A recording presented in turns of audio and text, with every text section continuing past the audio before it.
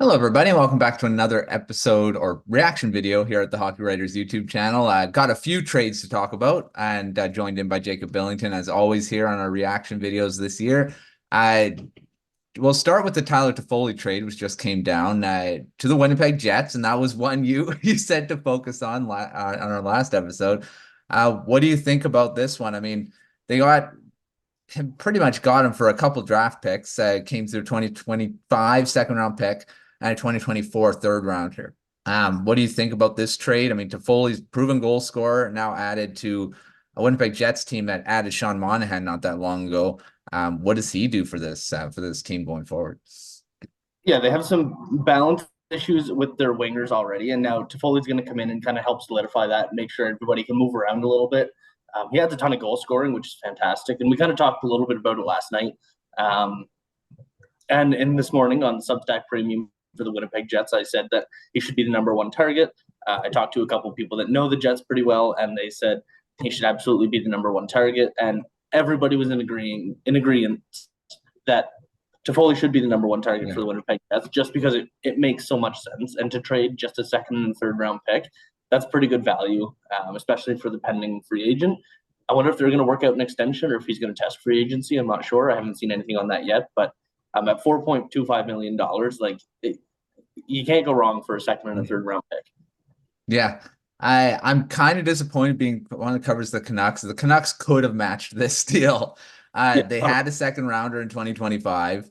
I mean, they could have done this, but ultimately it didn't happen. He's to the Jets and could actually screw up the Canucks because he scores so much against them. And guess what? The Canucks play the Winnipeg Jets next, so he could be in the lineup for that game. So we'll see what happens. Another one we got to talk about is Evgeny Kuznetsov. This was a little bit of a surprising trade. Was put on waivers, sent down to the AHL, became the highest paid AHL player being down there. Now he's been traded to the Carolina Hurricanes, who just got Jake Gensel, and this 50% retained on the Capitals side and a third round pick in 2025. So what does Kuznetsov bring? I mean, he's had a down season. It's not doesn't seem to be the same player, but he's still a talented guy. He could turn it around. Right, and you look at the deal, and Carolina's not acquiring him to be in the AHL. Like, you're not paying a third round pick No. for an AHL player.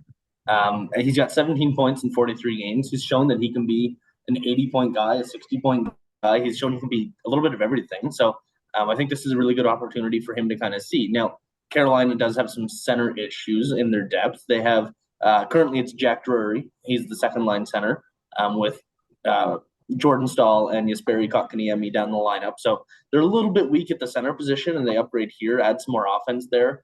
And they're really just hoping that Kuznetsov can really find his way back to that even 60 to 70-point player that he very clearly was. Yeah, I mean the Hurricanes seem to be doing some bigger moves than they usually do at the deadline, and these are two pretty good players. I mean, Gensel's for sure the proven guy that's going to do stuff, but Kuznetsov could end up being a pretty underrated addition going into the playoffs, and he's been a playoff performer in the past. He was really key to that Stanley Cup win quite a while ago now, but still a very good player.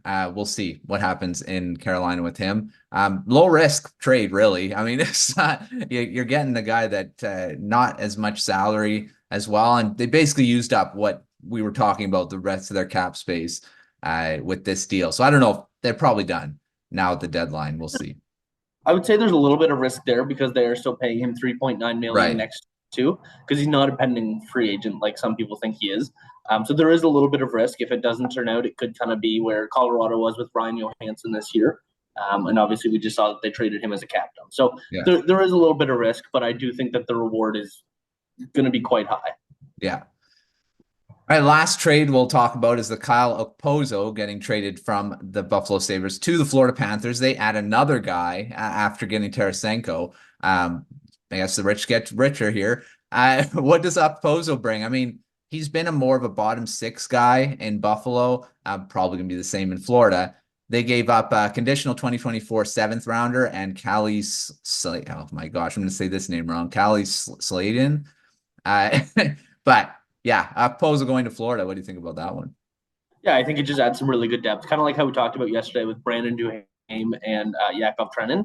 I, he adds the same kind of stuff. He adds that physicality. He adds a little bit of offense. He does have some pretty good numbers still. He's about a 35-point guy, 30 to 35 points, and still can produce pretty well if he has the right teammates.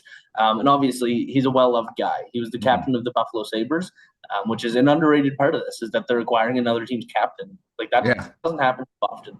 So he's a leader. He doesn't have a ton of playoff experience. He had a few years with the Islanders forever ago. But yeah, he doesn't have a ton of playoff experience. So I wonder how he's going to transition over to the different style game in the playoffs. I think that he's a perfect playoff caliber player. Yeah. Oh, the Panthers are looking like they want to they want to follow up that Stanley Cup final appearance with the Stanley Cup win. So they're pretty well set up right now going into it. I don't know if they have any more moves up their sleeve, but they've got a pretty good team now. So we'll see what other big trades are on the horizon. I don't know if there's any more that are coming, but because now the bigger fish are pretty much gone. Yeah. Fully going, unless Buchnevich gets traded here. We'll see. We got a couple hours from the deadline here. Thanks, Jacob, for coming on. We'll do a recap show at the end of all this, packaging everything else together. But yeah, keep following us at the Hockey Writers. We've got all of our articles coming out, the breaking news and trade grades as always. So stay tuned for all that. Until next time, we'll see you on another reaction video here at the Hockey Writers YouTube channel.